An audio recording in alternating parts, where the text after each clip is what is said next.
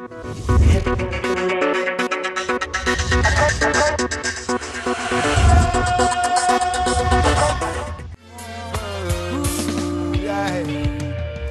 I rise up early this morning, thanking God for the dawn of the day. When I open my bedroom window, I see a woman hold her head in despair. Tell me a little bit about Lady Virtue. Who is Lady Virtue? Lady Virtue is born Barbadian but with St. Lucian parents. But Lady Virtue is a reggae artist. She deals, which is me, of course. But she does conscious reggae. She sees herself as the voice of the people, okay? And the voice of the people meaning that you speak on the issues, whether it be politics, whether it be, in terms of people going through struggles, things with dealing with love. I mean, that's a subject you can never get away from, So that's the kind of music that Lady Virtue does. Take the pressure off the poor people. I'm talking to you, Mr. Politician. Look how much them support you. So everything for them you should do. You build fancy houses and roads, but without food and clothes they're exposed. Basically, Lady Virtue talks about things that happen to her or things around her, because nowadays the music is based upon things that happen to persons personally. It's like heartbreak or maybe triumph to getting where they are now. So is that what your music is about? Well, you hit the nail on the head, and sometimes artists don't like to say that, but yes, the majority of the music that I do is from experience, because I want people to know, I want the listening public to know that I can identify with them, you understand, that I'm going through the same struggle. Yes, I might be there singing and looking pretty on stage or whatever, but I'm going through the same struggle. And when people know that you identify with them, it makes the listenership even more, so they understand not only you the artist, but they understand themselves, and they realize that all that glitters is not gold, because people see the glamour and the glitter, so they think, oh, your life is rosy and everything is good. But yeah, we're going through the same struggle, and sometimes it's good to sing about it, as I said, to let people know that yes, we are still human beings and we're still going through the same struggle. And I'm hoping though that the messages that I bring can help people, not resolve the situation overnight, but by understanding that another person is going through it, they will know that they're not alone. And what makes you choose reggae as the genre of music that you went into? Because there's dancehall, hip-hop, all sorts, country and western, to bring out all sorts of emotions. Why reggae? Well, I'm from the Caribbean, and I used to do soca, calypso before, where I dealt mainly with social commentary and again dealing with the issues, but reggae was always my first love. And coming up as a child, my house was, full with music and stuff like that. And my stepfather used to play a lot of Bob Marley, and from there on, so I got to know the likes of, as I said, Bob Marley and Shabba Ranks and Buju Banton and all these persons, so, it kind of grew on me, and as I said, although I was doing the calypso, you can never get away from your first love, and, over time I decided, what, I'm going to go back to do some reggae, and this is where I'm at. What's your biggest musical influence, you would say? But if I said Bob Marley just now, but if we're gonna speak about some person who's living right now, there are several. That's the truth. I see persons that inspire me, like Queen Ifrica and those Buju Banton, those persons that would have come out of Jamaica, and really and truly that's where I do my music also in Jamaica. Yes, you can't pick mangoes from apple tree. You have to go where the people know it best. Yes, because Jamaica is the home for reggae, dancehall. Well, it's the leading Caribbean country for music, I would say. So how did you get started? Well, I got started in the music, as I said, through Calypso. A friend of mine had a studio. I took the song and he embraced me with it, and the rest is history. But then, I thought, as I said, because I wanted to do reggae, I thought it would be best to work with a Jamaican producer. And I work now with a gentleman named Rickman Warren. He's of Jamplified Records, and he really knows his music, and he has done a wonderful job getting me from stage, from zero to where I am now, And he has played a very influential part in the meaning of where I am, And I really thank him because Jamaica is really the place to go if you're going to do reggae, and working with the Jamaicans and watching their style. I mean, there's certain things that you don't want, and then there's certain things that you keep, but working with him, has really helped me tremendously.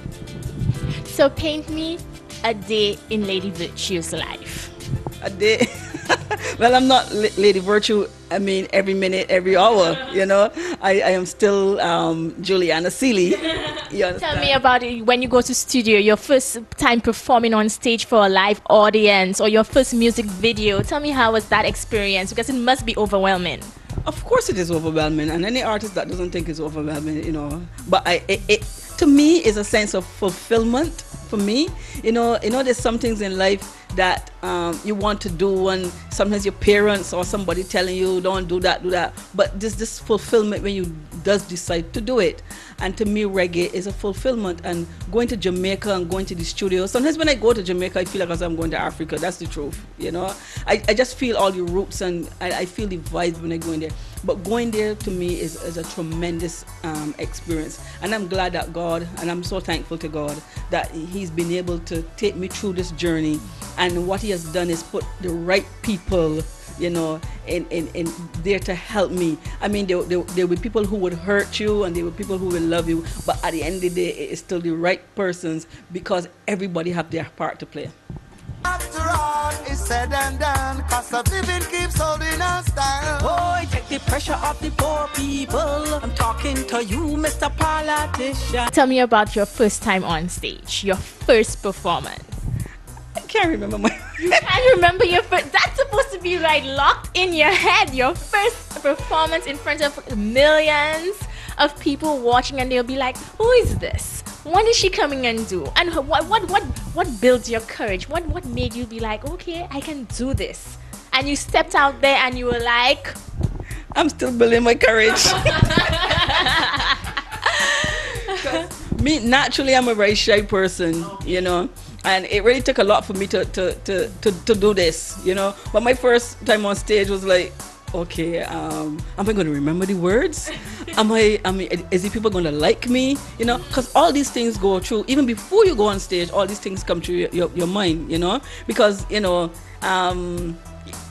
I'm not an arrogant person. As I said, I'm very shy, But sometimes you think about all these things, and all the negatives go through, and then you get, all this tension and stuff like that. But from the time you step out there, it's a whole different experience. And especially if you feel the love from the people, come on, you don't want to come off a stage.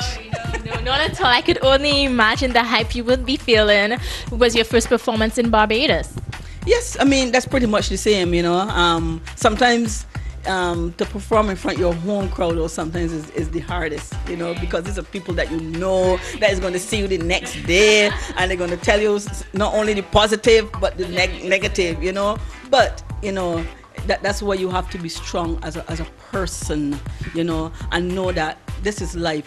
Some days you're going to hear good things, some you're going to hear bad things, some days the rain is going to fall, some days the sun is going to shine, so you have to mix the good with the bad. So, and sometimes, you get constructive criticism, and the only way you can grow though sometimes is by criticism, not constructive criticism. Tomorrow, God showed us the way. Now it's time for us to follow, 'cause I see potential, knowledge for us to learn.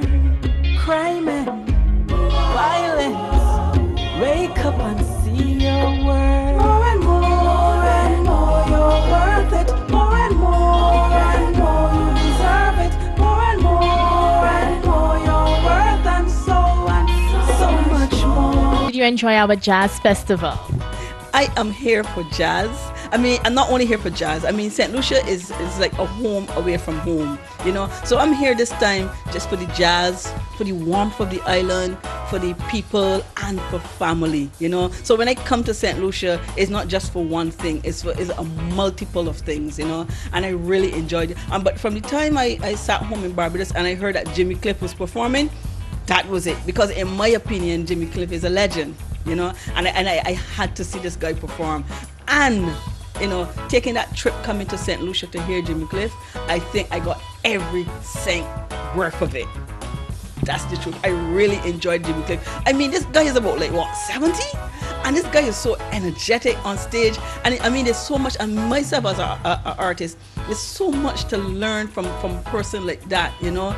Exactly, you know. And after all these years, he still has that life, you know. He made me feel as though I would just take up myself and run on stage and take away the mic from him and just join him up there, you know. I mean, he has so much vigor and life in him, you know. It's good to see that when an artist matures like that, they still understand what the people need, what they require on stage, you know. Because me in the audience, being an artist, I get to look around and see that it's not when you're on stage, it's not about you, it's about the people and giving the people what they need, you know. So I was glad when he belted out, you know, all these old classic like The Harder They Come and You Can Get It If You Really Want. You know, I felt I got my money's worth. This is the voice of my people. This is the cry of the poor. This is the voice of my people. They can't take it no more. As I rise up early this morning, thanking God for the dawn of the day. When I open my bedroom window, I see a woman hold her head in despair. My sister, and why are you crying? It's a beautiful, beautiful day. Said I thank God for his blessings, but the pressure continues each day. Oh, Not for you. So overall, you thought the jazz performance and the Jazz Arts Festival was good? What's your criticism about it, or what's your thoughts about it? I don't have any criticisms. That's the truth, you know. But I think it's an excellent venue. And I think it's something good for St. Lucia, and I understand it's been going over like 20-somebody years, you know. I mean, I take my hat, if I had on a hat, I would take my hat off to whoever produces the show. And I really want to say, you know, it's a good thing that you can encourage persons, you know, tourists to come into your country, you know, to view a festival of that magnitude, you know. And I think, you know, I want to say that it should go on from strength to strength, you know. And while I was there, you know, I heard a lady behind me, she sounded as though she was English, and she said, St. Lucia is the most beautiful place in the Caribbean. And I was like, oh, really? Yes. You know, but I mean, it was really nice being here for the Jazz Festival. I mean, not only Jimmy Cliff, but there were other acts, you know, and they were really, really good, you know. So it was really nice to be here.